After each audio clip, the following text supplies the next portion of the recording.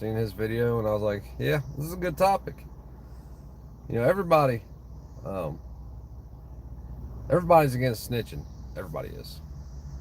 There's very few who won't do it though. I can tell you this firsthand from all the trouble I've been in. How many people jump to snitch? Got what you call dry snitching too. There's a snitch and then there's a dry snitch. So a snitch is somebody that normally has been in trouble. What's up, Nelson? That has normally been in trouble, and they will tell on somebody else to try to get like their charges reduced or to get themselves out of trouble. Then you have the dry snitch that'll just call the cops and tell on you for something, whether you're doing it or not. And they've been leading up to this for decades. People don't realize if they have, by getting people to support the police, to use terms like criminal and phrases like law-abiding citizen. And when it comes down to it, I'm going to be the first one to tell you, the vast majority of people are going to tell on you. There's one person I trust in this world. There's a reason why I don't have friends. That's because my wife is the only person that I have ever been in trouble with when there's been more than one person get in trouble at the same time for something. And she kept her mouth shut. Facing all the time she was facing, she didn't say a word. And that meant, in the end, they rely on snitches. The whole justice system, the criminal justice system relies on snitches. Like I said the other day, go watch First 48. Watch every episode of First 48. Nobody gets arrested who either doesn't tell on themselves or get told on. They rely on snitches to run the system, and they pressure them. They pressure them into thinking, well, if you don't tell on your mother, you're going to go to jail. Fuck it, take me to jail, dude.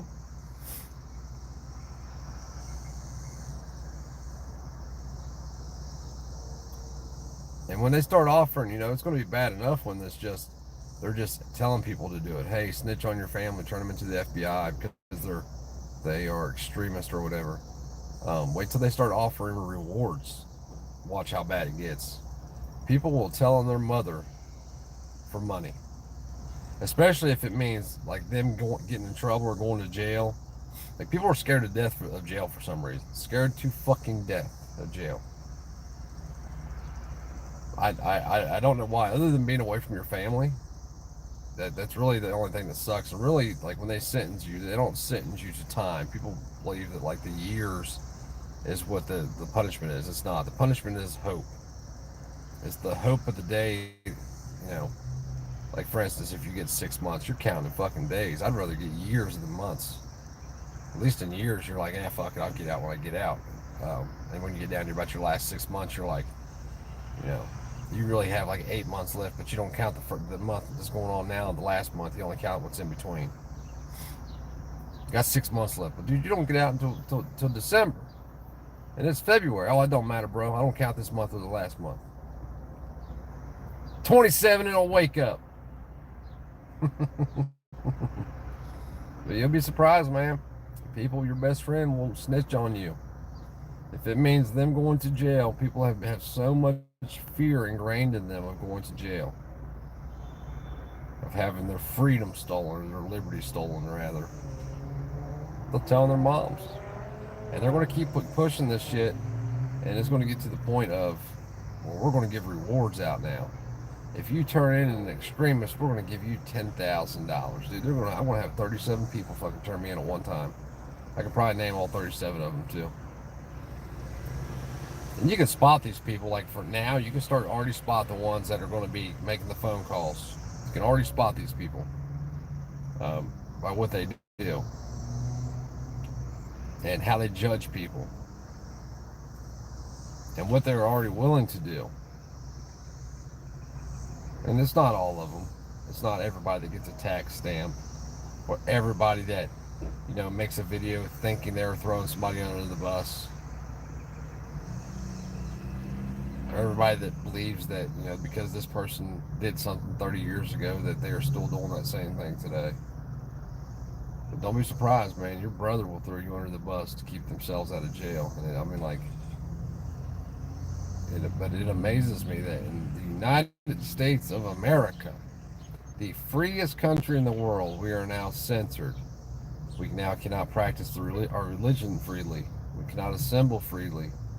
We cannot readdress our grievances. We cannot exercise our right to keep and bear arms without fear. You can do all this shit, but it's about fear.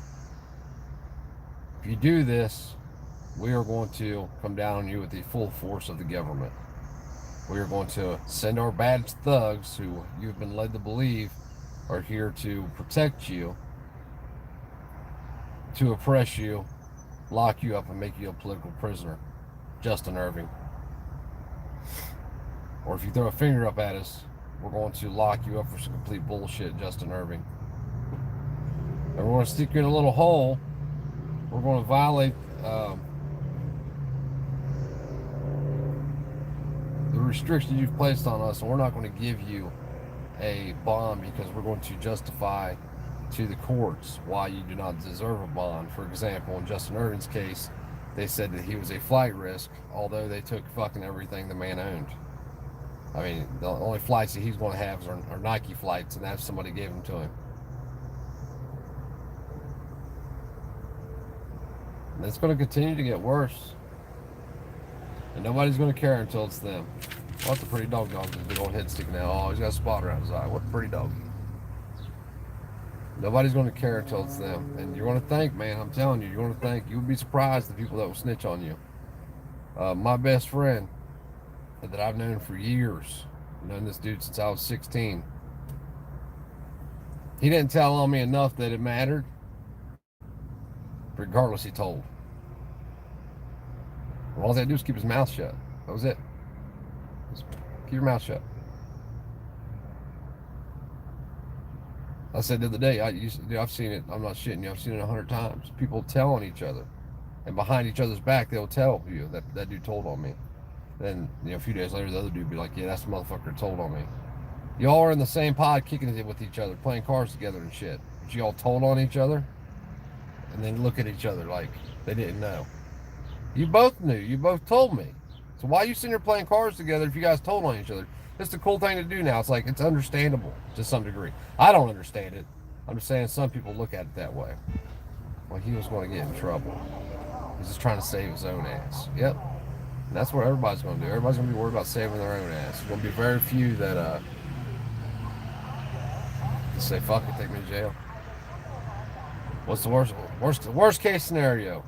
You get fed some shitty Airmark food 3 times a day, and you have no bills to pay. And as long as you can separate yourself from the outside world in the sense that you understand that there's nothing you can do, it's relatively easy. I mean, it's no bills to pay, depending on which joint you go to. You go to London, fuck you, and you got to work there. You can lay in your rack all day if you want to go work out, play softball. Hell, they got the whole Ohio State swapped out all their workout equipment in their physical rehab department. They gave it all to London. So London now has all of Ohio State's old workout machine, all their old workout equipment, all their gym equipment. Softball field, a football field, a full-size gym, bleachers and all. If I can go in there and watch a basketball game. You go to the stores like going to Kroger's. I'm not saying prison's great. Shit, you go to prison in California now. You can choose to go to a female prison if you're a male. Hell, and get in trouble with your wife. You guys can go fucking retire on the state. Even be guarded. Have a big fence around you and shit. All the security you want. All the government security you need.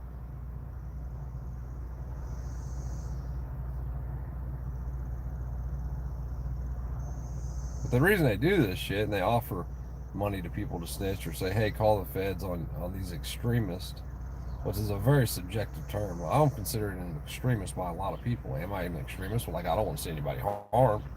So what do you mean by extremist? We're talking about religious extremist? I mean, fuck. I guess we could call a preacher a religious extremist. So is he an extremist, and should we call the FBI on him? No, fuck them. We don't need the government for none of that shit.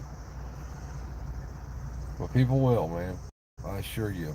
People will. People you know will. People you would never thought would tell will tell. Especially when it comes down to it being them or you. And they'll have an excuse in their mind that will justify what they did. And I don't know how these pricks go to sleep at night. I really don't. Um, I don't know. I have no clue. But they do it. Like I said, when they start offering money, it's game over then, guys. Everybody and their brother's going to be calling. I mean, people are going to be calling on everybody. Imagine if they offered $10,000 for every extremist that you turned in. Fuck, you can make 100 grand in a day. And they probably won't. Usually, there's a caveat to it, like $500 reward with conviction, with information leading to a conviction, is what they normally say. Meaning that you're going to have to wait 4 years to get your money until they convict this person of a crime. They'll do away with that shit. They'll just be like, oh, you turn them in, we'll give you some cash. And people are going to bite onto it, man. Like I said, they've been setting it up for years when you really look at it.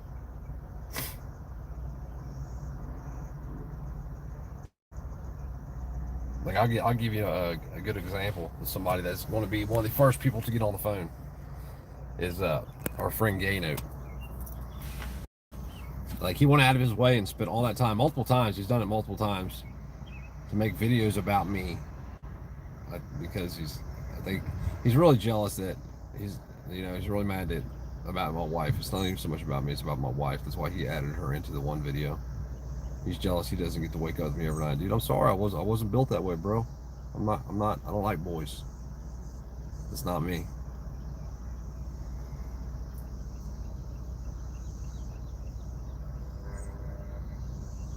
He's going to be a multi-millionaire for all the snitching he does.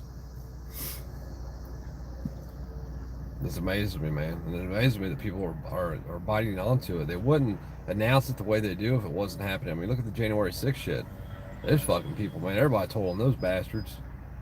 There's fucking look at them pictures with damn magnifying glasses and shit. Like, that's my dad. The one dude called on his dad. Yeah, my dad was there.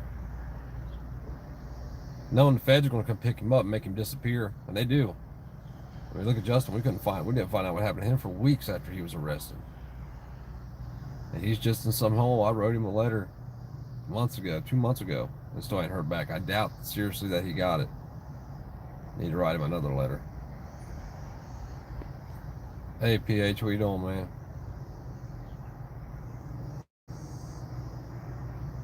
Like, not everybody's cut for it, but I'm going to tell you firsthand. Do not talk to them fuckers. If somebody tells on you and they come talking shit to you about what you may or may not have done, you cannot talk yourself out of being arrested. So either A, they have enough to arrest you, B, they don't. Either way, keep your mouth shut. I don't give a fuck if they say, hey, we're going to arrest you for this thing that you did at this date and time in this place, and you had this person with you, and it lasted this long, and they know every step of it. I don't care if they show you on video holding your ID going, I need a lawyer, man. That's not me. Don't talk to them. Don't even say it's not you, because you'll catch a case for lying to them. They can lie to you all day long, but you lie to them, you'll catch a case. I need to speak with an attorney. They're going to take you to jail. But I promise you that the 6 months or 8 months or a year or 2 years you're going to spend fighting the case from in jail is going to be better than the 10 years they give you at sentencing because you opened your mouth up and said, yeah, it was me. I did it. My bad, guys. There's no my bads.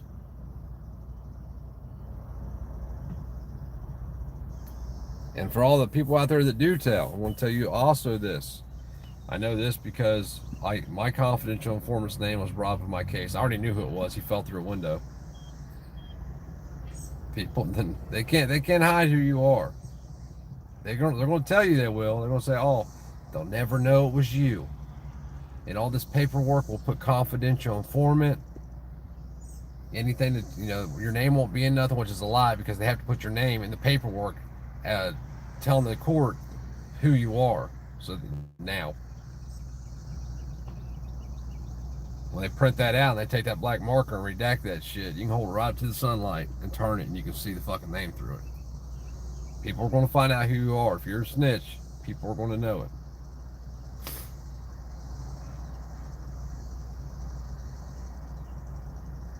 You know, people, just let people live their lives, man. If you do some dirt and you get hemmed up for it, just, I need a lawyer and ride it out. Accept the consequences of what you did. But these fuckers snitching, man. And it's going to continue to get worse. Like, you know, you seen the Biden thing the other day, and um, Guns Coast to Coast did a video about it. I posted a thing about it yesterday or the day before. The president of the freest country in the world is telling you to snitch. Just call the FBI up like there's a fucking 800 number to them that everybody knows.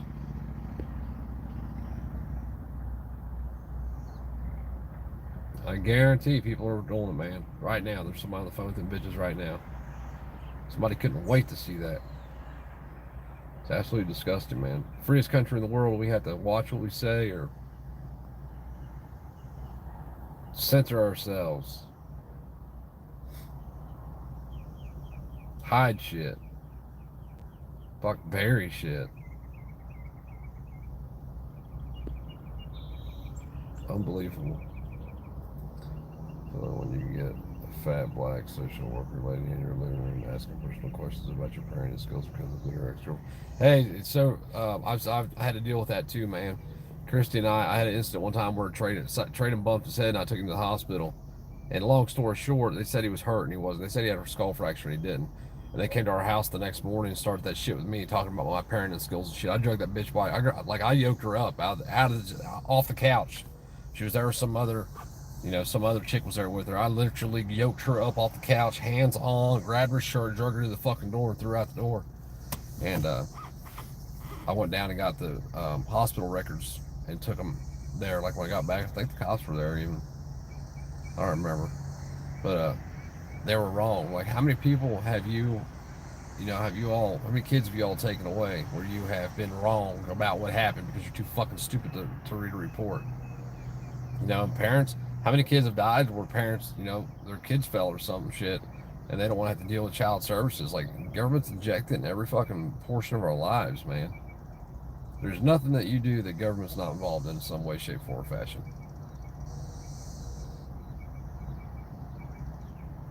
You know, you don't own your kids, you just parent your kids. You know, you just raise them. The state owns your kids. That's why they can walk in your house and take your kids from you without explanation. They can give you an explanation, but it's going to be some shitty ass explanation. And people don't understand that. They see people that are involved in child services. Now, there are some real pieces of shit. But for the most part, I would say I would bet that 75% of kids and parents involved in any kind of child services bullshit is for bullshit. I'd bet my life on it.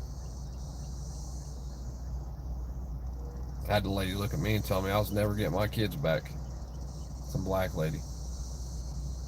But see, Christy's sister and I don't get along. This is when Christy got arrested for the dirt. I was in prison at the time. I came home and my kids were still at her sister's house. So like you would think, me being in prison, when I come home, I wouldn't have to deal with it all. No, they made me fucking deal with it too. Even when it came back that it was dirt, they still made us deal with it.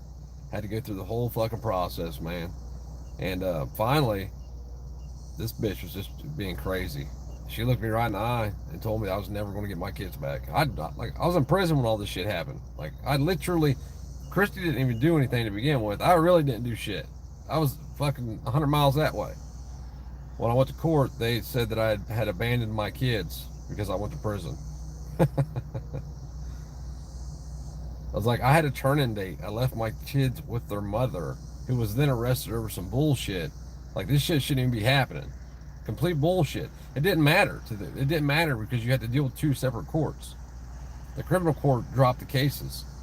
The domestic court for the child services didn't give a fuck. Did not give two fucks. You're going to do this shit. You're going to prove that you're a good parent. So anyway, the lady looks me in the eye and says, you're not getting your kids back. Like, all right, bitch, I got something for you. Well, we had proved by documentation that she had lied about a bunch of shit in court, like openly fucking lied to the court, just to keep the ball going, so we couldn't get our kids back. When we showed that in court, the judge made a phone call. We got a new caseworker the next day. I had my kids living with me the next week, and then no, I had my kids coming over and staying the night the next week, and 2 weeks later we had our kids back. But it wasn't about we did anything wrong. It wasn't even about that Christy did anything wrong, because in the end they dropped all the bullshit charges that Gano brought up. It was that they had an excuse to be in our life, and once that shit happens, man, it's all bad. And it was really bad on the kids. You know, they didn't understand. You tried to explain to them, well, son, you know, we have this thing called government. Government likes to fuck everybody. And even though your mom didn't do what they said she did, they don't care about that now. Because if your mom would have done that, you know, this other court gets involved, and they don't care. They don't care that that was bullshit. They just know that they're involved now, and they have their little process that they go through, and it is what it is. And criminal courts, they're the same way. They don't give a fuck, man. They try to wear you down is what they do. That's their tactic. They wear you down and scare you with time. It's the two tactics they use. You know, there's like in Ohio, in all states, there is a fast and speedy. You have the right to a fast and speedy trial. So it depends on state to state, I believe. I think there's there's been federal rulings about how long this time is. I know in Ohio, so the time changes, so if you're in jail or outside of jail. So if you're in jail, you get counted 3 days for one, so they have 30 days to try you for a misdemeanor in Ohio.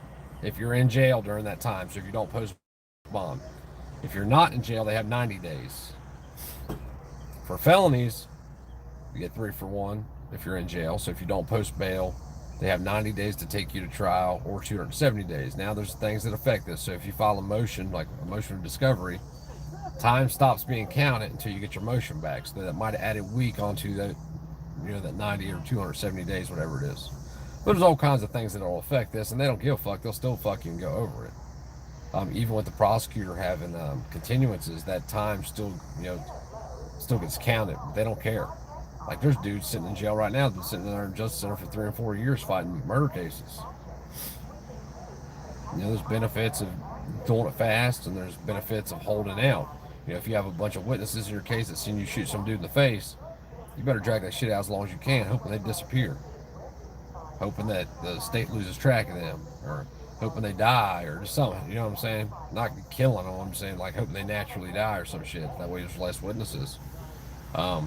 If you're in a case where you didn't do shit, you're better off hurrying it up, and pushing the system, because then they don't have time to manufacture witnesses, and they will, man. They will. They'll manufacture these bitches. They'll come up with them out of nowhere. They'll call them confidential informants, pay them some money, and pretend like that nobody will ever know who they are. But people find out. People always know, man. Like, it's not a secret, you know. Like, I'm not the dude that says that guy's a snitch. I don't do that unless I can see it, because I've just seen it too many times. But then again, if I had 37 people tell me that guy's a snitch, and 5 of them say, man, I went to prison and dude was on my paperwork, well, let me see your paperwork. Sometimes it's hard to show that. Like I said, when they do confidential informant, they'll redact shit with a black marker or leave it out. You know, it's a black marker, you can usually see it depending on what kind of type of paper they use.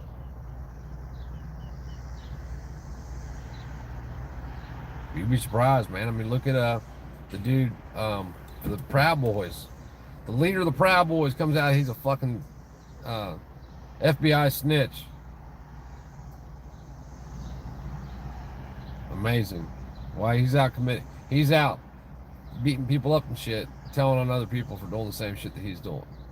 But he's getting paid. It's, you know, people, it's about, you know, where's your principles lie at? Like, I could care less about money. I really genuinely could care less about money. I like having things. I like having nice things. But I don't want your money. You know what I mean? Like, if somebody genuinely wants to, hey man, here's You go, here's something, go out to dinner, or here, I want to buy this for you, or here, whatever. Most times I won't even take it then. Fuck, the past week I had two people I had one person that sent me money to go buy dinner, and I sent it back to him. Like, I appreciate it. I genuinely appreciate it. I just, well, I don't know. I'm not about that, man. I'm not about taking what other people work for, because I look at that money as time. I have to make so many welds in order to make this much money, or to buy that car. Well, fuck, to buy that car right there, you figure $10 an inch. I need $10,000, so that's 1,000 inches of weld, right? For some people, man, money, it means everything to them. This cars and bullshit. I mean, you see people, like, I can probably look out here right now. Probably the car sitting next to me. But I mean, look, I guarantee you 90% of these cars out here have a loan out on them. Guarantee they do. I mean, look at them.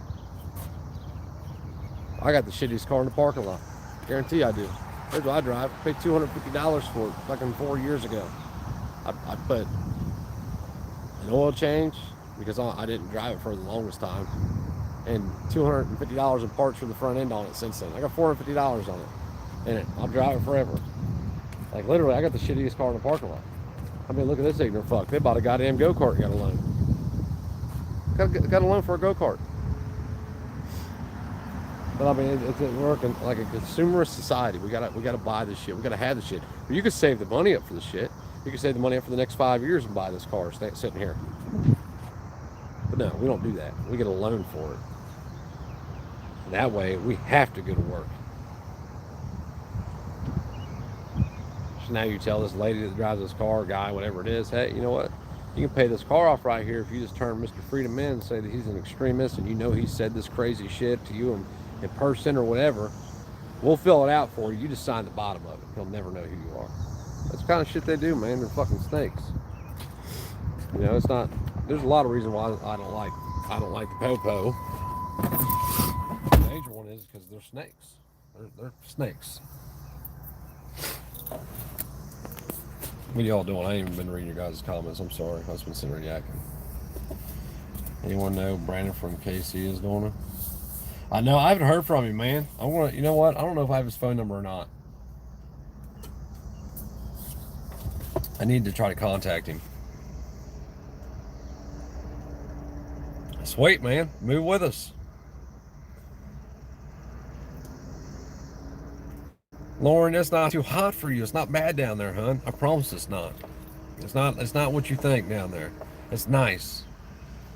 I mean, if you can make it in the winter in Wisconsin, you can definitely make it through the summer in Tennessee. And plus, the growing seasons real long. I wasn't going to do another live stream. I decided to. I'm waiting on my wife. She's I don't know what she's doing. She had to go in some 2 stores or something. I don't even know if she's on here. Is the wife in here?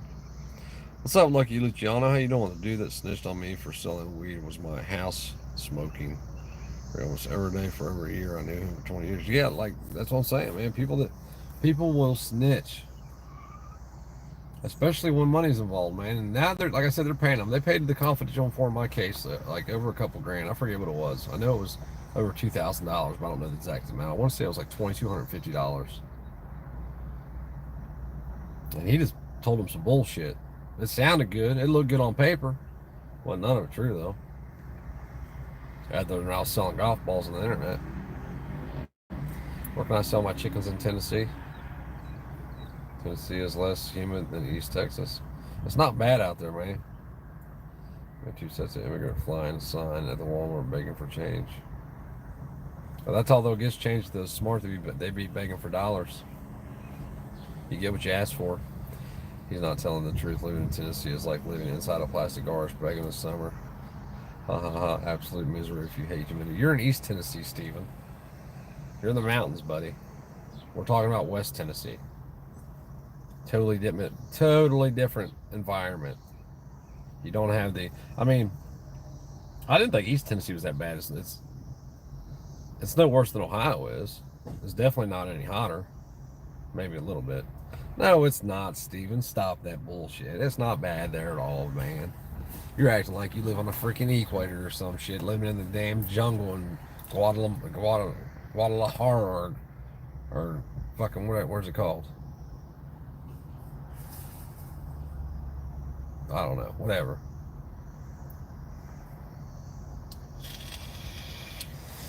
Listen, I've seen people do some shit, man, for money.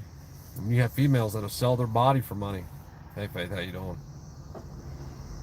I mean, that kills me. You know, it says a lot about the personality and what they're willing to do. You know, if a female selling her body for money, number one, she doesn't care that much about herself. Number two, she wants the easy way out, and it's just scary, man. Like scary times are coming, and the thing is that they're not even going to. It's not like you have Joe Biden taking wealth out of his estate and saying, "Here, I want to pay you this $10,000." No, they're gonna bribe people with the money they've extorted from you.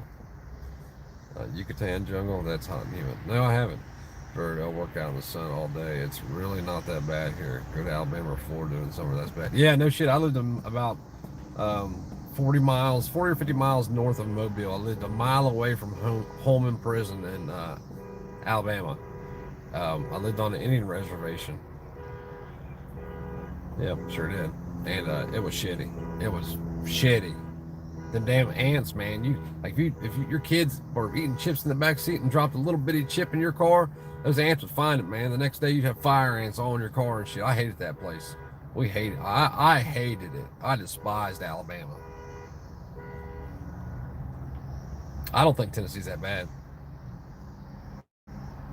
Especially when you live on the lake, man. There's a lake right down the road, Lauren. Literally, like, right over there is a lake. Big lake. Kentucky Lake's just right over there. Not where I'm at now, but where we're going. You go swimming and shit. Hell, you could buy a camper. There's right there behind that dock where I was at. There is like camper lots, and people live there. Have lived there for years. I mean, like literally no grass to mow. You got a camper. You can go buy an acre somewhere else and garden it, and go jump in the lake when you get hot. Can't believe you said I was lying, Stephen Crumley.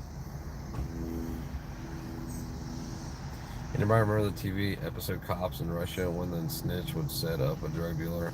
They got it to keep whatever drugs were confiscated. No, I've never seen that. It wouldn't surprise me though. I mean, I know in Ohio so they'll give like these snitches money to go buy dope from these dope boys on occasion, and then they get to keep the dope that they bought or part of it or whatever. Don't feel too bad, bro. Next time Ohio here for the work. Ohio sucks. No, it don't, man. Ohio's not bad. The people suck. The people are what suck, man. It does. Like, I don't know.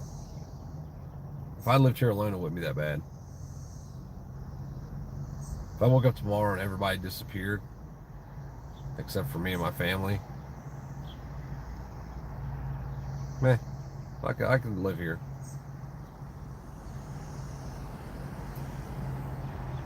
So speaking of Youngstown, I had a cellie named Cornelius Harris. He was doing, I want to say he was doing 75 years is what he got sentenced to for 2 murders. They called the dude Soldier.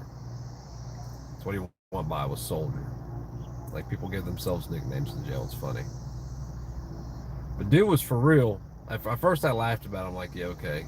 Like, little 5'10" black dude, but he was real stocky. I mean, he'd been locked up for years, working out. He was an OSP in Youngstown. And I'm going to get to why I'm talking about Cornelius Harris here in a minute. So I was in Kentucky when this was going on. He was serving time in Youngstown, Ohio, but he had a drug case in Kentucky. So he's from Cincinnati, though. So being in Kenton County, Kentucky, he gets to see his family all the time. He's got 85-cent 15-minute phone calls instead of $15 15-minute phone calls.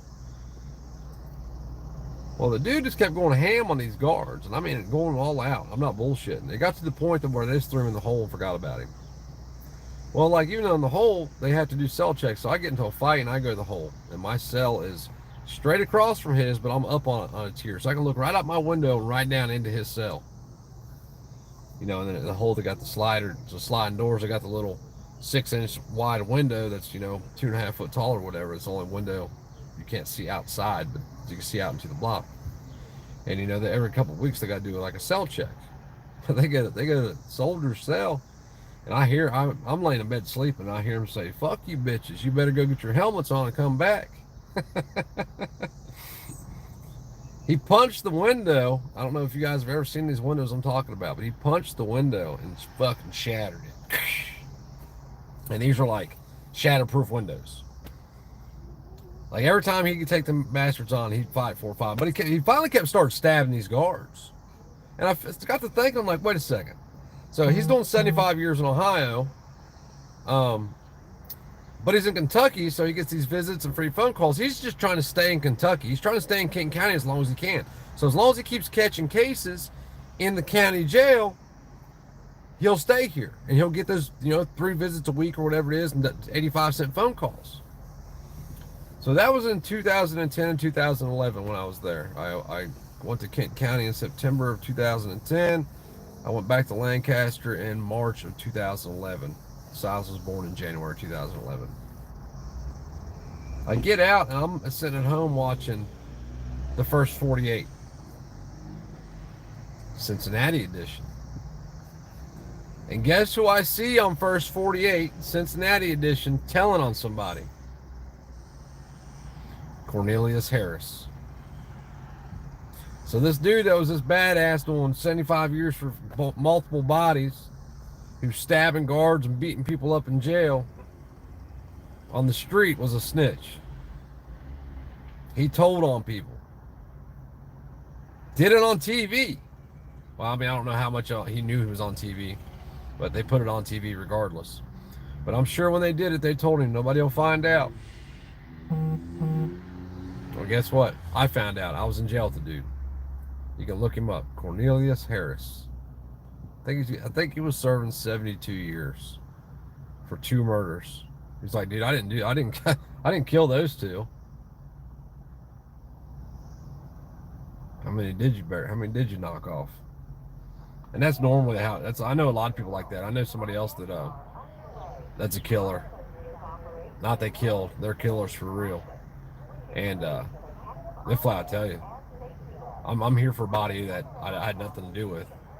But I got 6 other ones they don't fucking know about or haven't said nothing about. Usually the killers are the chill ones, unless they're the gangbangers. The gangbangers, those aren't killers. Dudes that shoot, you know, pull drive-bys and fucking shoot you while you're across the way. Those aren't, they're pussies. I'm talking killers that, you know, I killed you over a gram of heroin, now I'm hacking your body up and hiding you around the city. That dude's name was Brian. Can't remember his name. Brian something. He's from Butler County, Ohio. You could draw like anything. Didn't matter what it was. Portraits. He was a great artist. Cool, chill, really intelligent. Just fucking got messed up in drugs and thought the best way out of it was hacking some chick up and hiding her all over the city. I don't know.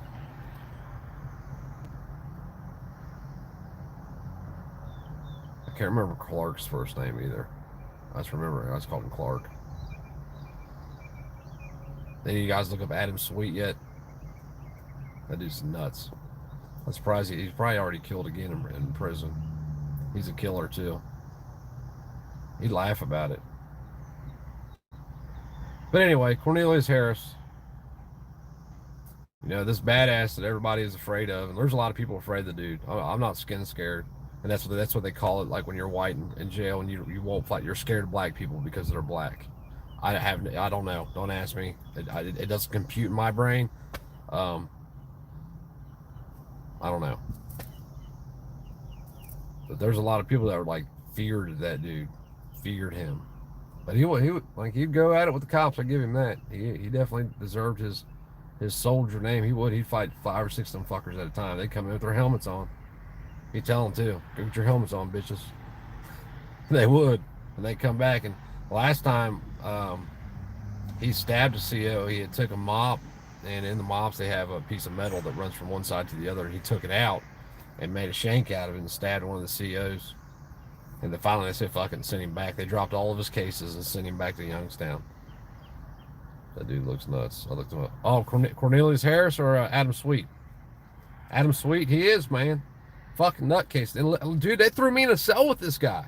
I think I had like 60 or 90 days left. And they locked me in a cell with that dude at nighttime. I'm like, hey man, like if you get the urge to kill in the middle of the night, just forget that I'm up here.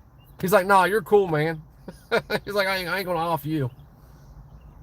He's like, well, if I decide to kill somebody, I'll let you know before I drag him in here. Funnier than shit. Him and my buddy Mike, my other cellie Mike, they did intake at CRC together. So like when people come in from outside, you know, like all their clothes and shit come with them, and they try to get them for escape over some complete bullshit and rode them out to London and Ross. That's where, or Lebanon and Ross, I'm sorry. That's where Mike's at right now, is Lebanon, and Adam Sweets and Ross. So where have all of the people gone? Solar flares prove fatal for inhabitants of Earth. The few are immune to the effects. Human beings turn white powder, having to live behind empty glass. Forgot I'm up here. Yeah, they did. Yeah, no shit, man. I mean, that's a fucked up feeling. Like, I'm for real. Like, they lock you in a cell. My cell was way back in the corner. They're like the furthest away from the CO desk, too, under the steps, back in the corner. So, like, there's no light or nothing in the cell at nighttime. It's pitch black. Dude down there beat his grandma's head off with a ball peen hammer. And you got to go to sleep at night in this. Yeah. That's what I told him, too. I was like, dude, if you get, like, the urge to fucking whack somebody, just forget I'm up here. He's like, nah, you're cool, man. I was like, all right, cool. And like I said, Ryan Whitmer was another dude I was locked up with. I did about a year with him. And I talked to him every single day. And there was no way in hell that dude killed his old lady. No fucking way in hell. He's the most passive dude I've ever seen in my life. And not only towards inmates, but towards COs and female COs. Like, you see how people react to shit. Like, you see the dudes that'll clock out and just turn around and punch somebody in the mouth. And then you see the people that, who's an idiot? Like it's so hard to park and walk over there, you lazy son of a bitch. What happened to my wife? I was supposed to run in the Lowe's, and she was thinking that I was going to be in there longer than her, but I've been sitting out here for like at least 42 minutes now. She hasn't called. Odd. Hope she didn't get kidnapped. The dude, he was a serial killer, and they found a pentagram drawn in his cell. Yeah, like I was locked up with a dude. Man, I cannot remember his name. It's hard to remember all them guys' names. But I didn't talk to him. If I talked to him every day, normally I can remember their names. The guy had been locked up since March of 1980. Like, my one cellie, this in 2010, was locked up. I thought it was 73, man, but it might have been 83. But this guy was locked up, and you know why they violated his parole? He had one dirty urine for weed. Cost him 5 years. Got to wait another 5 years to go back to the board. 3 years. He's got a wife. His wife has rode with him all that time. All that time. Come and sees him twice a month. You're allowed as many visits a month as you want, but you can only at London you can only get 2 visits from the same person per month. But sends him money every week, answers every phone call, has been at every visit since 1980. The woman, man. And he was in there for some bullshit too. Like, there's a lot of people like that, man. Their whole lives have been stolen from over nothing. Shit that, like, I mean, and he's just an old man, like, old man. I mean, he must have been, I think he was in his 60s. But he looked like he was damn near 90, man. Just the stress of hope. Hope will fucking kill people. Hope will kill you. You're not sentenced to time, you're sentenced to hope. You know, that hope that day comes, that out day comes. Like, and he don't know when his out date was. He had 15 to life, I think is what he had, or 25 to life. Probably 25 to life. And those dudes, they can just string those dudes along forever. You know. I mean, there's people in prison making bank. I mean, my one bunkie, I forget his name now. We wouldn't set bunkies too long, but he was selling some boxing strips in there. He got caught with like 300 boxing strips on the way back from a visit. Somebody told on him. He had it all worked out. He had the guards paid and everything. Like, he was just walking through with all these strips in his mouth. And somebody told on him and the guards and shit, man. Got them all knocked. Because jealousy. That was it. Not because that they could get him in and they could do the same thing. Not because they was in trouble. None of that shit. Because it's straight jealousy. Because they didn't have to connect to get this box of strips from the street into the prison.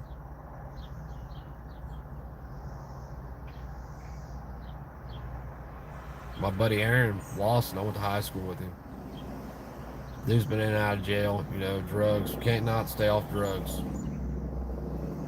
He did 5. I was in London with him.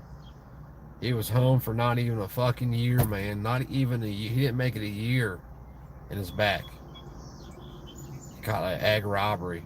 So he's probably doing at least 10 this time. I haven't even checked up. I can see people that, you know, when you're young especially, like, if you're 20 years old, shit, you got 3 or 4 prison numbers in you, man. Go get that shit out of the way. But I mean, being 40 years old, man, like, you're the old man. You're the OG now. You're the old dude in the pod. Who wants to be the old dude in the pod? Not me. What's $100 for 10? Somebody keeps messaging me. Hold on, let me make sure this ain't my wife, guys, because she might be looking for me. Hang on 1 second. I'm sorry. Hang on just 1 second. Cashier, I'm next. I better go look for her then. I don't know what she said that. 10 for what? 10 for 100 what? What are you talking about? What's $100 for 10? No, like in there, some boxing strips we're going for $8 for a 16th. That's how much they were going for in London. So they would take a 8 milligrams of boxing strip and cut it up into 16 pieces and sell a 16th for $8. Or you could buy it just depending on who you bought them from. Like, my bunkie had them, so if I wanted them, I could have bought them for $25 a strip.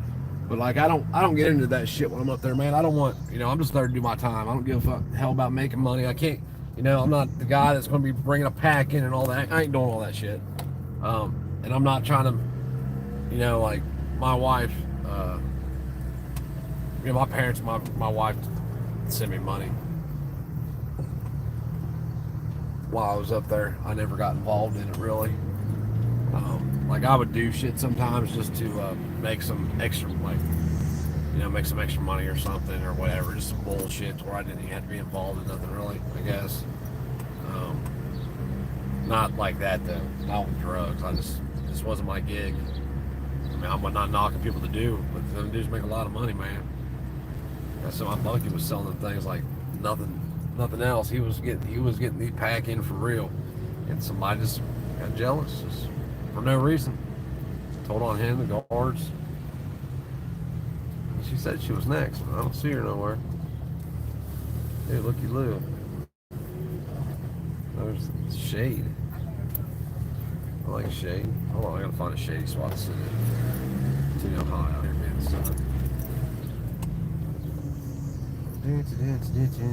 And wife, if you're watching, I'm out here. You're on a little shady spot.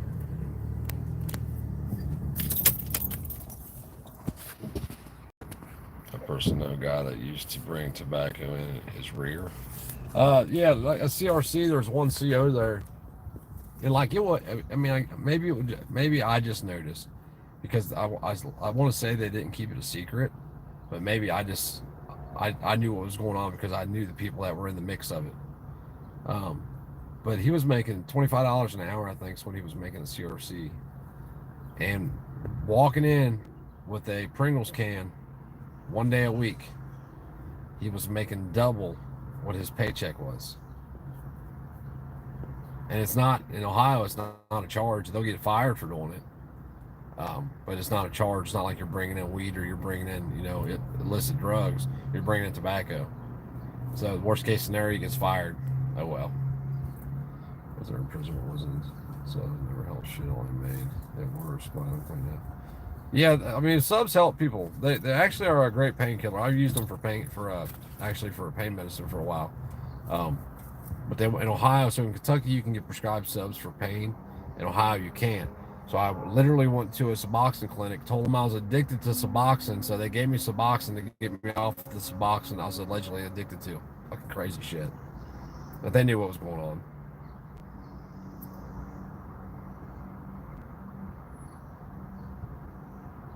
Well, we're in Springdale. I was at Lowe's and she was over here doing something. Is that her? Oh, there is that her? Yep, there she is. She still ain't made it out TJ Maxx. I'm gonna kill her. She ain't with the Ross yet. Trick no good. You about to see me with my smack down. Yeah, I'm gonna say, okay, baby, you win. Like she's walking to the next door like she's going to the next door. Hey, come here.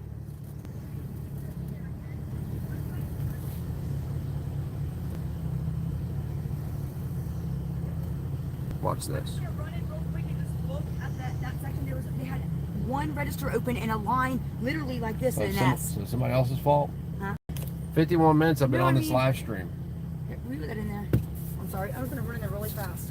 In 3 minutes you're calling, what's that thing? The ride people. The right people. The ride people. What are they called? Oh, Uber? Uber, yeah. 3 minutes you're calling Uber. Oh, now you want... I'm just going to walk back there real quick. You want to take your bag? Sitting there. Would you like me to take your bag? Yeah, I've been on here 51 minutes and I've been sitting over there for 30 minutes before I did this. Just set it down. Just so you know. What was it? I've been doing this for 52 minutes and I was over there for 30 minutes before I started doing this. I'm sorry. I'm sorry. I promise I'll hurt you. It's all right. We're in Ohio weather. It's not that bad. Like she's running. That's fine. You ain't got to run, Christy. It ain't that serious. Man, oh man. Imagine me going to an auto parts store and coming out an hour later and being like, oh, I just got to run in over here real quick. But anyway, back to the snitches.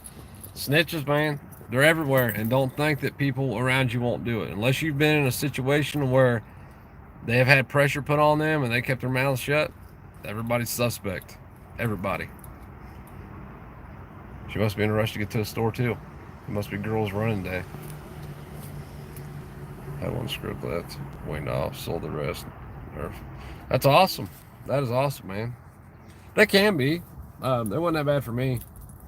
I mean, like they say that every time you detox, it gets worse. It's worse than the last time. But I don't know. I've never really had an issue with detoxing. I've always just said, I'm done. But I used them for pain.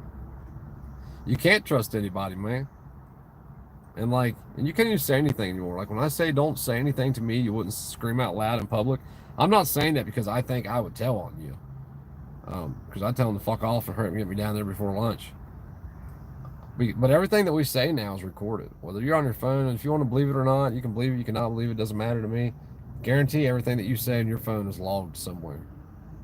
In some way. Every text you send. And I know that for a fact that every text you send and every email you make and every picture you take, they can find years later. Even if you closed the account, you deleted them, you no longer have the phone, none of that shit matters. In 2013, they were digging pictures up from my phone company out of my phone that I hadn't had in a year. It was like 4,500 emails, text messages, and pictures. And they knew within 3 feet of where every picture was taken. And all that shit was shit the data the phone company had collected. I no longer even had the phone.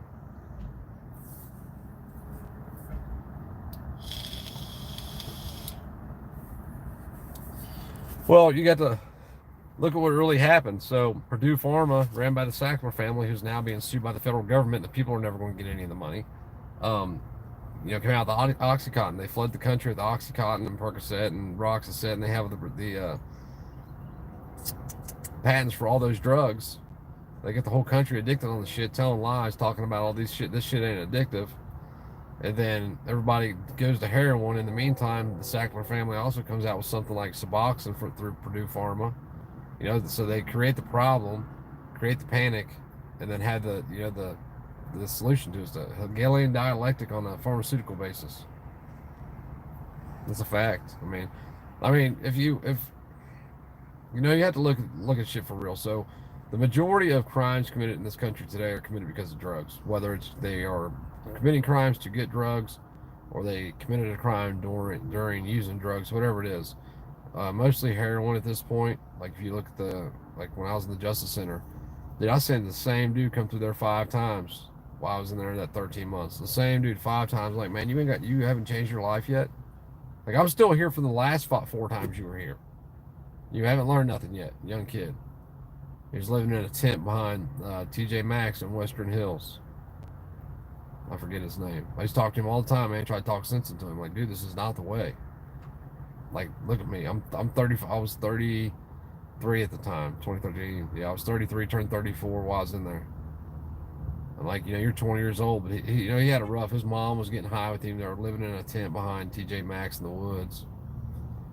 And I'm like, man, like, I know people that can help you, but you got to help yourself. They're not going to go out of their way to help you just to watch you fuck everything up. Like, you got to go out of your way to get in touch with these people. The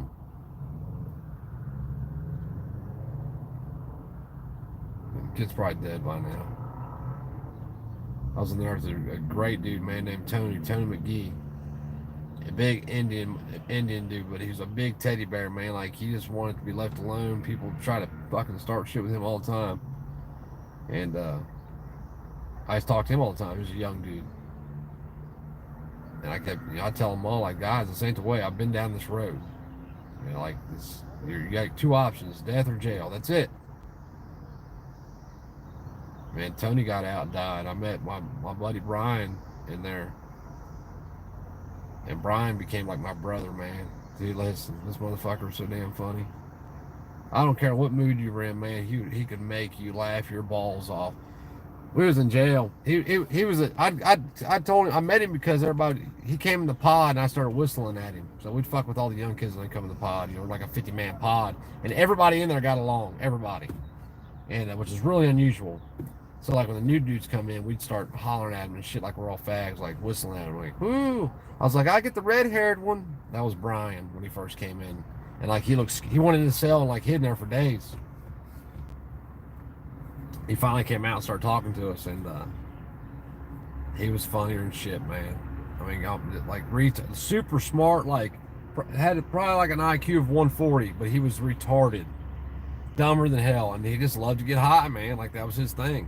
He was the only child. His parents were rich. His dad owned a gas company. The first time I met his dad handed me like $500 and told me to make sure he lived until Monday. I was like, I don't want your money, dude. Here, keep your money. Like, I'm hanging out with him to hang out with him. A lot of people would use Brian, though, because of his parents and the way they were with the money and shit like that. And, like, I just like being around him. He was just funnier than fuck, man. Funnier than hell. I like, he would do anything you told him to do. I'd say, hey, Brian, go down there and show your dick to the nurse. And he'd go walking out the door. I'd be like, Brian, wait, stop, man. No, don't do that. Well, why? You told me to. Like, that's the point, man. You don't just do shit because people tell you to do it. Like, you got to stand up and, be your own person. You know what I mean? You don't need to try to make people like you. Like, you're funny as fuck, dude. Like, you don't need to do what people say to do. So, anyway. I forget why we made him do that. We didn't make him do it. He did it. It was funnier than shit. But he wound up showing the nurse's dick. It started out, he went down there and told her he had a problem. He needed to see the doctor now. He's like, lady, I got the problem. I need to see the doctor. She's like, well, you need to put in a doctor slip. He's like, I put in a fucking doctor slip last week. You're not listening to me. I'm fucking pissing sideways and it burns when I pee and all kinds of crazy shit. So that was one day, and the next day she come back, and I said, Brian, you want to hit the nurse up? And he's like, yeah. And he goes down there and like, listen, bitch. He's like, listen, bitch, I got a fucking problem. Look at this. And he puts his dick up on the nurse cart. They got this little cart they push around. He's like, lady, I got a fucking problem here. Look at this thing. Oh man, then he got out and I got out and I found him. He lived down like a few miles from me. and we became really close friends. And then I was using, and he went to jail for a DUI and did 6 months. And he came out, man, and I ignored him for a few days just because I didn't want him around me. I didn't want him getting back into what I was doing. And I was supposed to go get him one morning, and I got a phone call before I woke up to my alarm to go get him. They found him dead in his room. He overdosed. He was 25.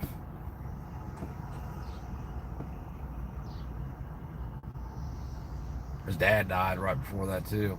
Died on the front porch of a heart attack. Like everybody I know is dead. Everybody I went to high school with, I was friends with, everybody died, all because of heroin. And it wasn't even really because of heroin. In all honesty, it's because of fentanyl. Heroin, is I've never seen this in my life. I see somebody in a wheelchair with one leg running across the parking lot. I'm not going to show you, but yes, they're sitting in a wheelchair with one leg literally running across the parking lot while on the cell phone. Or if they're going to use their arms when they hang up. They're stopping. Phone in back. Scoot up. Up. Using hands now. Yes. Now it's hands and foot. I guess. Y'all got stuff? Yep.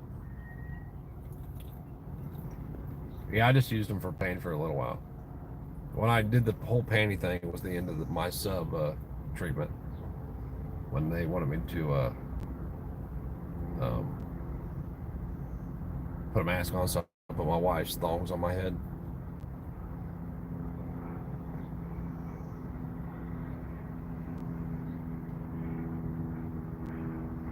But they could stop it, that's what I was getting at. So they could, a lot of people are in there for heroin and shit. They could prescribe them Suboxone throughout their time in jail. Um, but their excuses that it'll be abused and shit. There's ways around that, man. Especially when it comes to the strips, you can give them a strip and they can put it in their mouth in front of your face, and the likelihood of it coming out and anybody else being able to use it is slim to none. Especially let them sit there for 5 or 10 minutes, and then have them come out and have all that shit in place for them. But it's not about that. It's about promoting an atmosphere for recidivism. Because there's only a certain amount of the population that will keep going back. And in order to keep the money flowing, you have to keep people coming back. So you do shit like set up systems where employers can do background checks. Like mine, I got in trouble in 2013. But my conviction date wasn't until 2016. So until 2023, I have to put that I've had a felony conviction.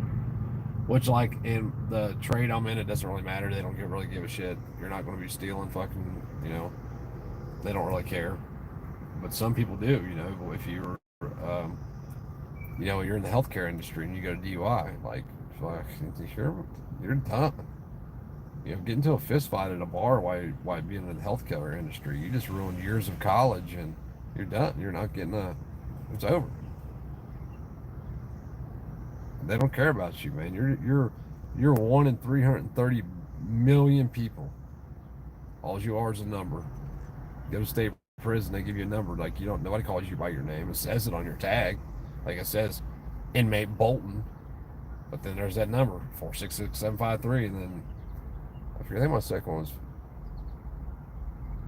466753, 546. Hold on, I have to remember. I forget it all the time.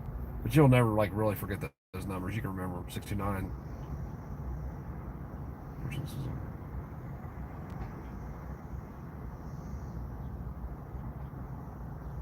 It don't matter. But they created a system where no matter what you're doing, whether you're working or not, or going to prison or not, or whatever, you're making somebody money, and it's not only you. You're a slave to something. So you ask people what's slavery, and they're like, well, they'll start talking about the slaves in the 1830s. Well, it's theft of labor. That's what it is. Theft of the production of your labor is what it really is. So that would be taxes is slavery. So how much? Is it 1%? Is it 30%? Is it 50%? I would say it's a small percentage of 1%. Any percent is slavery. But in the freest country in the world, we're forced to do these things. And if not, you're called a criminal, and they will stick you into a place to where by being in this place, you make the money one way or another. Like a Lancaster, you had to work. If you didn't work, they'd throw you in a cage.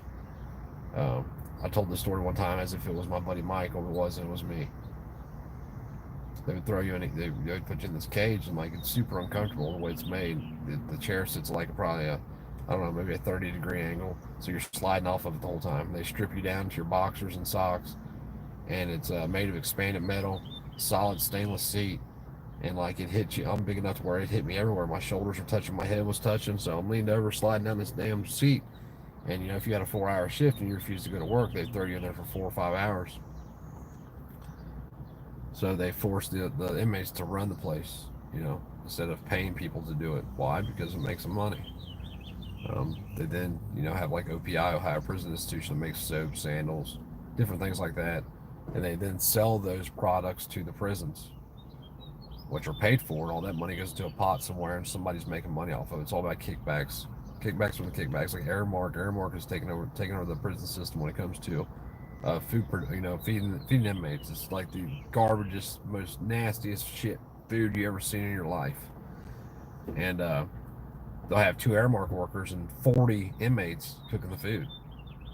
Multi-million dollars. I mean, I would hate to know what that contract is. I mean, I bet it's. I would hate to know. I want to look it up. I bet it's a bunch. I got some. Does it help for RLS? RLS. 8 a day. Oh, well, you're good, Thomas. If you're on an 8 a day, I was on 2/8s.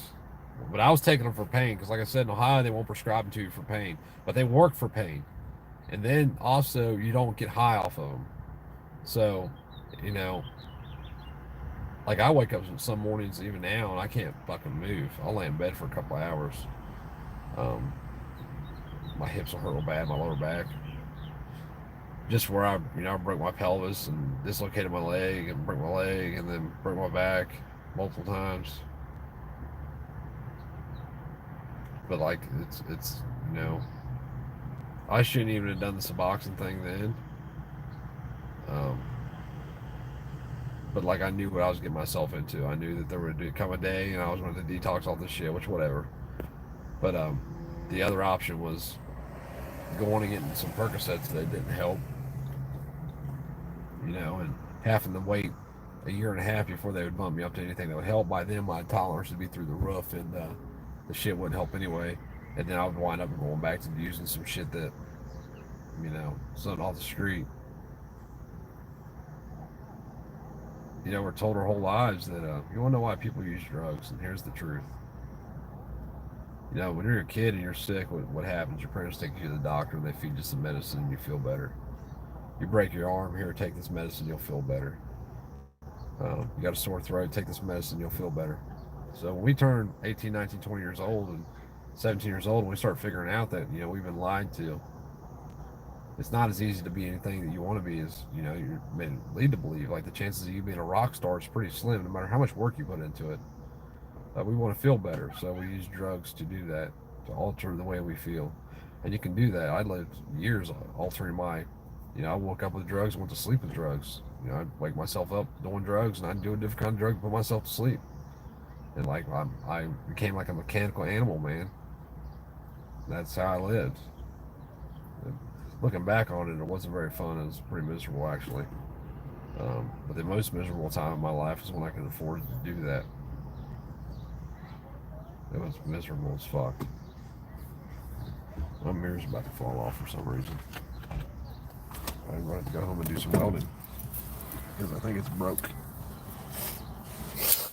I'm going to sit you guys right here while I check this before it falls off my car, because it is literally falling off my car.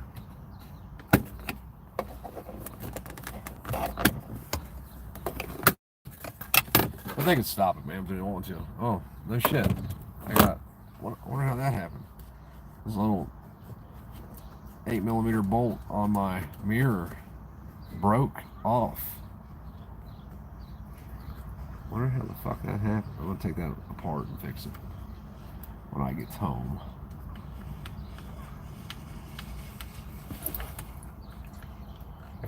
Hopefully it'll snake through something.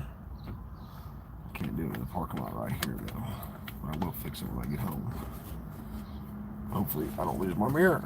That would be shitty, especially if I hit another car. Oh well, it is what it is.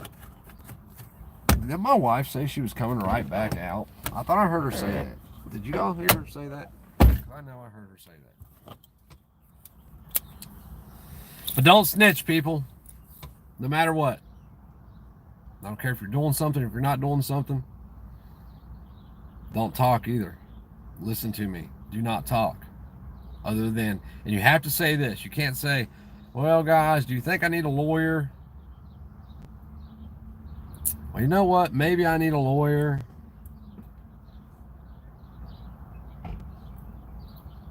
Do you think, are lawyers for free?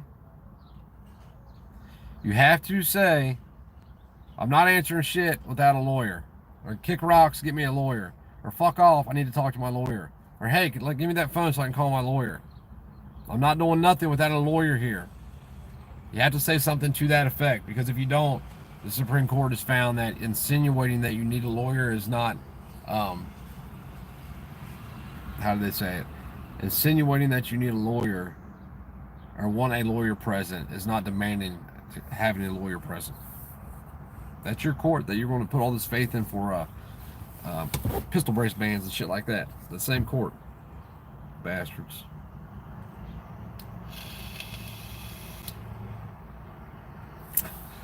I'll be a free lawyer. I don't know anything about it, but you can call me. I have a lawyer, man. I'm sorry. If you're in Ohio, the man to use is Brian Goldberg. I will never hire another attorney for anything at all. I call him. He is the man. He is the dude for sure. I still owe him money. I need to pay him off.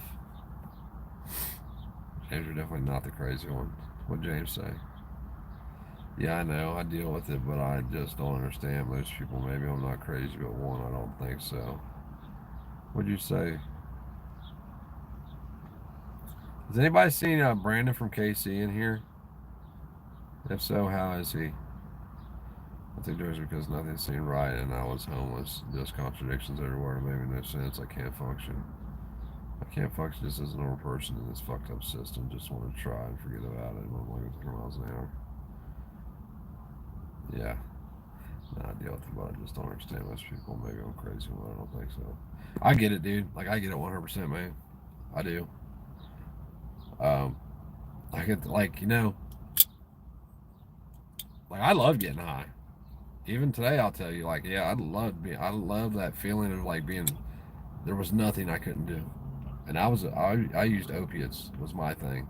And I'm sure that people that like uppers or methamphetamine or anything feel the same way, except for benzo freaks. Them dudes get fucked up and go to sleep.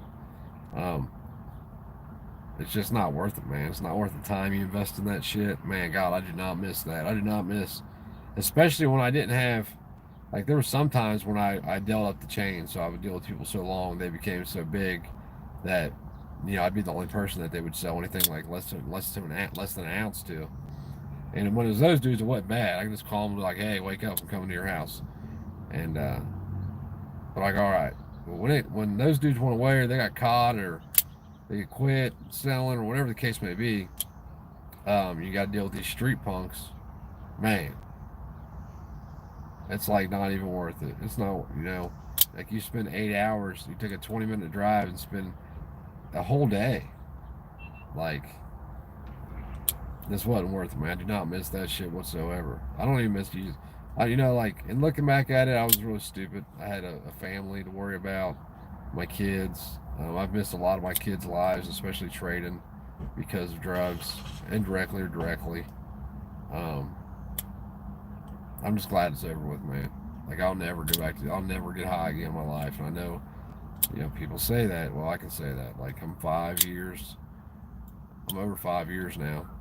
March 12th of 2016. I was 5 years. That was the day I quit using opiates. Now, I guess you could say because of the Suboxone that I wasn't sober. Say what you want, I don't care.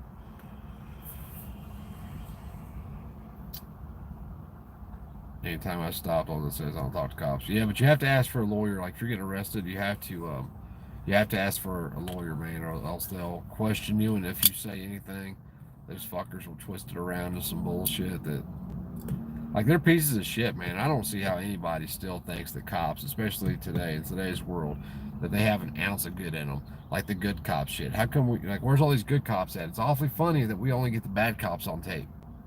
You know, there's 6 of them there. Those are all the bad ones. With the good ones take today off or some shit. What?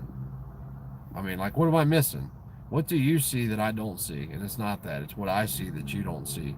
They just haven't affected you in a way that you give a fuck enough about yet. You know, and that's what we see with this pistol brace ban thing or rule change or whatever it is. Change it. Fuck, ban it all. I don't care. I don't give one shit. I gave shits for years and nobody else gave a shit. I could ban it. And I feel bad for the people that do give a shit. At the same time, if you give a shit, you're not going to listen, so it's not going to matter. And people just don't care. They don't care enough about freedom. They don't even know what freedom is. They think, like I said, having a note on a car, a house, your wife's car note, doctor bills, and all this other bullshit that you get credit on, is freedom. And it's not. It's just the opposite. It's slavery. They've indebted us to products. Between the products we think we need to keep up with the Joneses and the taxes we pay on those products, it's a joke. I mean, you got to pay 30% of your income to go to work. To get out of bed and go to work, I got to pay 30% of my income. No, I'm not doing it. I'm not doing it. And the consequences of doing that is that, some prick with a badge on who believes they have authority is going to come talk to me and think that they're going to take me to a cage and lock me up, kidnap me and lock me up. Fuck you, says Gerber.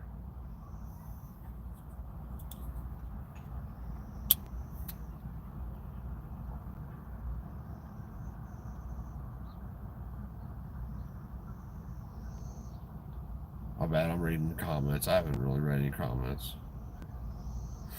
Yeah, but like some people say, I haven't been sober 5 because I took some boxing during that time. I don't really give a fuck what they say, to be honest with you. I never abused it. In all honesty, I could have if I didn't. I just took it for pain. I actually didn't even take it all the time. They're a war machine, so they can make enemies to justify more bullshit laws. 100%, man. That's what it's about. Just like the welfare state. What's that Gerber fastball? I don't know, man. I don't know what it's this. I don't like these knives. This is the second knife I've had that's identical to this. I love the knife, but the clip loosens up on it, and like no matter what you do, it will not fasten down. I put Loctite in some of it, and somehow it comes loose. And then I got a new one. I'm on my. I got my $10 DeWalt knife. Now I had the last version of this knife that had the exact same blade in it, and I used it for years, and I freaking loved it. I never sharpened it once, man. It just stays sharp forever, and I use my knives for anything. Like if it needs picked out, I use it fingernail scraped, putting in screws, breaking shit out. Like I just used that knife to pop this cover off a second ago. I don't know why that I have this now. I guess because I felt naked. Maybe because I don't have anything in my appendix. So now I need something for my front pocket. I don't know. But it's a good cheap knife. Like $10, like literally they're $10 at Home Depot right now. Like I said, the last knife had the exact same blade on it, but the body of the knife changed. So now I've got a glass breaker on it, allegedly. I don't know how good at breaking glass it is. That's plastic. I probably don't want to break my own glass. For the price of the DeWalt knife is the best I've found. Yeah, I mean, like for $10, man, can't beat it. Like, how do they even make this for $10? And they're making it for $5, and they're doubling the price on it, 100% markup. So how did they make this, sell it for $5 or $6, and still make money off of it? I just don't see it. I have no clue. I mean, it's got stainless fasteners in it and everything. I mean, the fasteners in it are even stainless.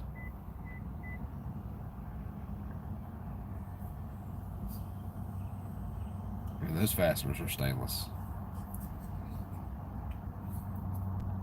And it was less than 5 inches. Are you talking about my dick?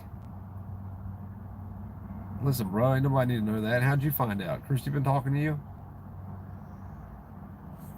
I'm just kidding. Yeah, they probably do make them $2 or $3, man. I bought it at O'Reilly's. It's one of the best knives I've had. I still want a Strider, man. I'm dying for it to have a Strider knife. 1, 2, 3, 4, 5, 5, 6, AR-15. Here they would charge you with a weapon charge because it locks open.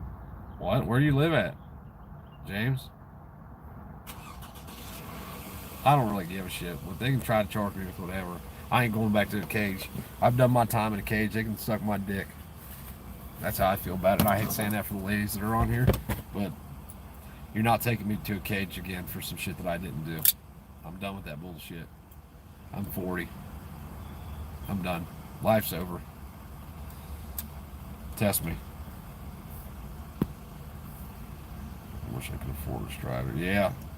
No, I mean, like, I would like to have the. If I bought the SOE Strider collab knives, I would never use it. You know what I mean? Like, if I was spending $400 on a knife, you better believe that fucker's going to be that deep into like the corner of a wall somewhere. I want to use it. There's a bunch of those knives though. Like, there's a few of them at SOE. He bought, like, he's got a bunch of 1 through 4s. He's got there's one that's a dagger that sits in a case right there, and then there's also another one, I believe, that looks like the knife I was looking at the other day, the MKLX or some shit. I don't know. Looks like the mini Rambo knife. My thermal scope, the freaking spin knife. Yeah, I mean, yeah. But I mean, you gotta think though, a knife, a $300 knife, you're not gonna buy you're not gonna buy a thermal for that. Yes. Freely thinking. Carbon steel is harder than mild steel. Obviously, it has carbon added to it, which makes steel harder. There's that there, that Walther with their small work. Looks like. No, I haven't seen that. I want you to work off the books as long as I can. Yeah, I don't blame you, man. I don't blame you. I don't blame you at all. I don't blame anybody for working off the books. And even if you get caught, you're going to pay less than you would have paid if you would have been paying the whole time. My brother-in-law got caught. I think he was $100,000 behind, and I think they said he owed like $100,000 in taxes, and he only paid like $10,000 or something, pay it back. So you're actually better off if you don't pay them. Then even if you get caught, you still owe way less. They still say you owe them way less than what you originally would have owed them. Well, I know I had a wife that said she'd be out in 3 minutes. Like, I know I did. I keep getting a text. I just might be here. Hang on, guys. My bad. I'm sorry. Nope, not a wife. I thought I had a wife. She's so damn short, I wouldn't be able to see her if she was standing outside. I got shit to do, woman. Hurry up! I'm a ghost, maybe. God, I've been on here for an hour and a half. Guys, I gotta go get her. I gotta get home. I got shit to do. Like, I had to go to Lowe's. I wanted one of these. I haven't had one in about, I don't know, a week. I had to go to Lowe's to get paint supplies. I was literally in there 3 minutes. See, as a man, just for the ladies in the stream, I'm going to tell you how this works. As a man, when you go into a store, you have a reason to go in that store. Me, this time, I need to paint stuff. Don't know who's texting me. Sorry. I need to turn that off. Let me turn that off. Hold on 1 second. I'll get off. Anyway, when I go into a store, like, I know what I'm going in there for. I don't care if it's energy. I don't care if it's a paintbrush. Might be carpet. I can need some bathroom spray. Maybe some paper towels. Might even be food. But I know what I'm going in that store for. So I walk in. I get done when I got to get done. And I get the hell out. Boom, that quick. And get what I got to get. Get the hell out. I I can even stop and look at shit on the way. I'll stop and be like, damn, I like to have that. Like, I looked at a toolkit today.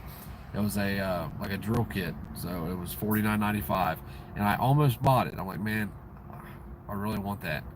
I don't really have the money for it, but I want it. And I walked by it because I knew if I had to look at it any longer, I was going to buy it, and I didn't have the money for it.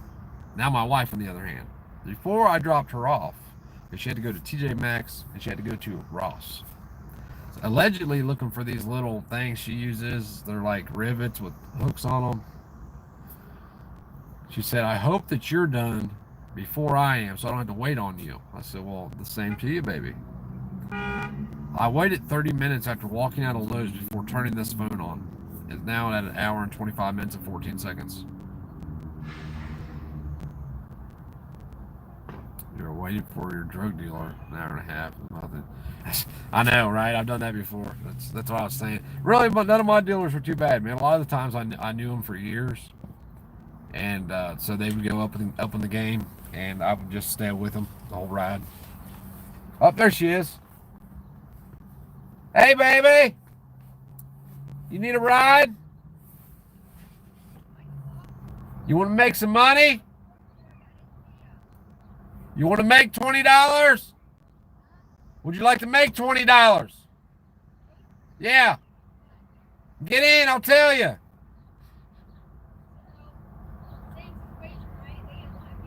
Oh, same situation in that store, huh? Line around the store, one register open, same situation. In that store. No, I'm saying there's only one register, right? I get up there, she walks off and tells the other girl she's going to go take a break, and I'm like, well, you still got 5 other people in line, and I'm standing right here. Now, I have 43 people here that witnessed you say you'd be in there for 3 minutes. I said 5. Oh, 5 minutes, my bad. I actually said 5. And that was, I only got the brushes. That was over 30 minutes ago. I only got the brushes in there. Go down and see how many people working in there. Literally go see. There's one person and she walked away when it was my turn. What does that have to do with me? I'm going on my break. Then why'd you just walk out with your shit? See, people don't react. No, you wouldn't. You could have walked out here and got in the car and we would have went home. Okay, shut your door. We gotta go. Sorry, all right, guys, I gotta drive, so I'm gonna jump off here. You all have a nice day and stay safe. Walk in and pick up something and just look real quick. Remember them $20 brushes? Man, I'm telling you. $3.99. So what are you gonna do with that? I'm gonna use it. This one. I'm confused. This is the brush I told you about. Take it out. Let me see it. I'm telling you what. This Let's see the special brush. How much you pay for it? $3.99. $3.99. Yep. And why does it cost $20 somewhere else? Because it's Amazon and it's called Gumi. Amazon, they sell them for $20. Christy got it for $3.99. Let's check out the special brush. Wait a minute, you just Why's it got a hole in it? Wouldn't it make more sense if there was more bristles right there? No, like see how it goes all the way down your head? Go all the way back. See how it goes all the way around your scalp? No, I mean like it's no different than any other brush I've ever used in my life. Very different. How am I looking? You look great. Let me try it on me. Hold on. Oh my God. It's got that curve. Why does it always look like I got extra mustache here? It's just dark right here. I shaved it off. Are you still on there talking? Yeah, I've been talking. Yeah, I'm doing a reality show now. You're doing a reality show? Yeah. Right on. Team Bolton. We're changing this. No longer Freedom Inc. It's Team Bolton. Team Bolton? Yep, you're either on the team or you're not. Okay, so it's a little bit different than the Gummy Brush, but it still is just as wonderful. Alright, I gotta go, guys. You guys be safe and stay armed. And my grandpa used to tell me, and grandma showed me the money you saved. Yeah, no doubt, right? Yeah, show me the money you saved. I can show you. Hold on a second. It says TLR. It says TLR? Here's what she does. Hey, check this out. Wait, I gotta tell you this. It should be on my receipt, right? I gotta tell you this and I'll take off. Hold on, I'll tell you. So Christy buys stuff to make money. But she spends that money that she makes on more shit to sell to make more money. This has been going on for like a year now. So in my mind, she hasn't made $1. She's only spent money. In her mind, she's made fucking 40 grand. I have made money. What are you talking about? You're a liar. Oh, I gotta go. We got this stuff. Candy. Cotton candy. Yeah, cotton candy. You guys have a good day, y'all.